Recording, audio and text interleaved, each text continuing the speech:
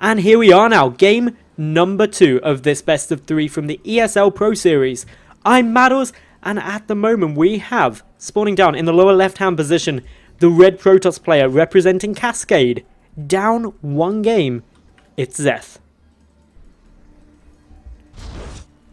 And his opponent, up to the top right, the blue Terran player representing Madals, none other than HeroMarine.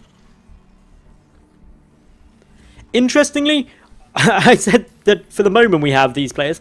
These players will be staying for the rest of the series, I can assure you. It's not like you can tab out.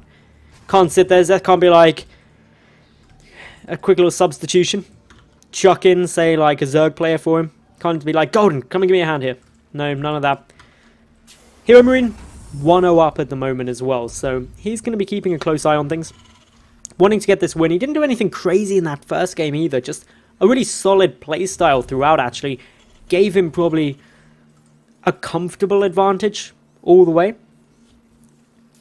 I'd say probably the biggest thing that really helped HeroMarine in that game number 1 was just his always controlling the map. He knew that Zeth was pinned back, knew Zeth was on 3 bases, but he had a good tab on his army composition. He also didn't reveal the Viking count for a long time, which meant that when Zeth moved across with that maxed out army, suddenly there was just a whole host of Vikings. They had a great concave. All of HeroMarine army was in just a good concave position, and he made it very, very hard in order to engage that. So it's going to be quite interesting to see precisely what happens, but for the most part, this is looking pretty damn good for HeroMarine.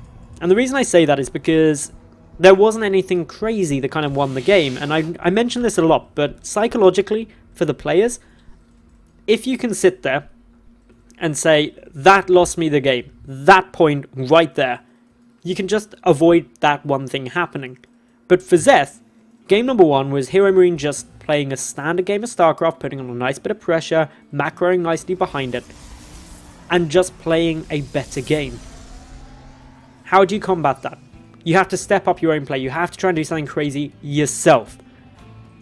But that's hard to do. It's, to put in another analogy, if it was a 100-meter sprint, it's easy to have a 100-meter sprint that you lose, and at 80 meters you tripped up. You just avoid tripping and you're fine. What you can't do is if you're racing against Usain Bolt and suddenly he just runs past you and you're running as hard and as fast as you can. It just isn't something that can easily fix. Interestingly, HeroMarine waiting with this Reaper at the moment. He did come up, did take a little look. I believe it was seen. It may not have been though. I'm not sure if the probe... Did a probe even come out on the map? Am I being crazy here? Maybe it didn't. Mothership Core still coming down. Still managing to find that Reaper. The Reaper now gonna just run on out. Doesn't want to die. Can of course use up those combat drugs to regenerate up its health yet again. Otherwise, Zeth just casually chilling here. We've got the Stargate coming through. So again, opening with that Stargate. It hasn't been scouted yet by HeroMarine. Behind this, HeroMarine is just going for a very similar build order long term. These 3 barracks. Slightly different with the start. That Reaper different to game number 1. But the end result is he's going to have a good number of Marines out before this Stargate even finishes. So if we do see the Oracle, as we saw in the last game, it can definitely be stopped by HeroMarine. Having said that though, and it is really important noting that actually in game number 1 we saw an interesting spot where that Oracle didn't die early on, and that meant that it could come back through and just try and poke, try and prod, try and get some more damage down. And over the course of the game, did manage to rack up a fair few kills throughout time. Anyway, we do have a couple more probes being chrono boosted out. The Oracle on its way now for Zeth. Meanwhile, over on HeroMarine's side, he's just pumping out those Marines, adding in a tech lab with Stim, and also the engineering bay. So all in all, his kind of mid-game strategy is incredibly similar to what he did in game number 1, and that makes me a pretty happy caster because HeroMarine's game 1 strategy was nice. Loses the Oracle, but does scout that... loses the Reaper, does scout the Oracle. That's obviously great news for HeroMarine. He instantly positions these Marines so he can try and fend off that attack if need be. And the Oracle is still coming through. Missile turrets even being produced here, so HeroMarine clearly not too happy that he lost a couple of SCVs. over that last game and wants to step it up by just saying, you know what, static defense, you're not going to be killing me with, or killing any of my stuff with that Oracle. And I think this is an alright choice. It's not a big investment, and it just means that you're completely safe from what effectively was the main opening from your opponent.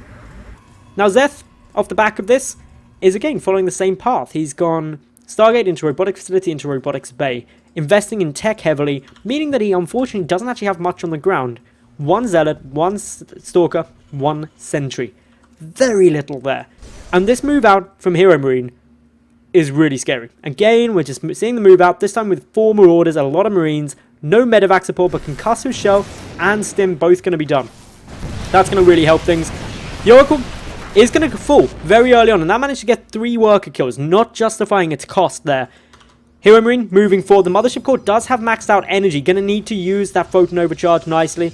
Got a couple of pylons trying to block up some of this positioning. Down goes that Photon Overcharge, but HeroMarine just doesn't care. He's going straight for the Nexus this game. Going for the critical kill. Stops targeting though to pick off some more of this army. The Photon Overcharge is irritating, slowly working away at this force, but the entire army now of Zeth has been taken down. The Marauders slowly dying. Another Sentry going to fall, but the entire Protoss force died to do that. The Mothership Core may even end up falling, does fall. So while the Nexus stayed up, while there was no economic damage done by HeroMarine, he literally killed everything that Zeth had. Resources lost, that's in favor of HeroMarine. And if we looked at the gas, it's going to be massively in favor of him, because he's picked off 3 Sentries, the Stalker, the Mothership Core, the Oracle, in exchange for gas units, 4 Marauders. The Reaper I'm not really counting just because of the timing of it, and that was more of a scouting opener. So that was a very nice trade, and HeroMarine can follow this up. He's got a lot more units coming out, and there's a Colossus, a Zealot, and 2 Sentries defending this. Chronoboosts not being spent, can't actually see where they're being spent at the moment. No sign of them on those gateways as of yet. But with a 3rd Nexus coming down, HeroMarine again just looking to apply that pressure, looking to get and put a bit more pain on. Scans down, stims forwards. The Mothership Core going to get taken out very quickly. That means no Photon Overcharge is going to be available. The Colossus now taking a bit more of a beating. The Sentry's getting taken down. The Colossus just managing to back away for the moment. One Marauder follows it up but gets taken down in the process. Down goes the Colossus. Down goes those Sentries. Only a handful of infantry remain, but more than enough to deal with a lot of probes very quickly. A couple of Zealots trying to deal with this as well. A 2nd Colossus pops out. HeroMarine wants to get that snipe off of the natural Nexus. The Colossus may have something to say about that, though. It's gonna be close. HeroMarine trying to focus it down. Does get the kill just as the last 2 Marauders die. Brilliant takedown, and that is really going to hurt the economy of Zeth, who had to cancel his 3rd as well. He's down to just 1 mining base, and supporting this level of production off of 1 base isn't viable. It's going to be so tough for him. So, HeroMarine, with medevac support now, is looking for the kill. But Zeth, he knows he can't hold that out. GG, HeroMarine takes the series 2-0.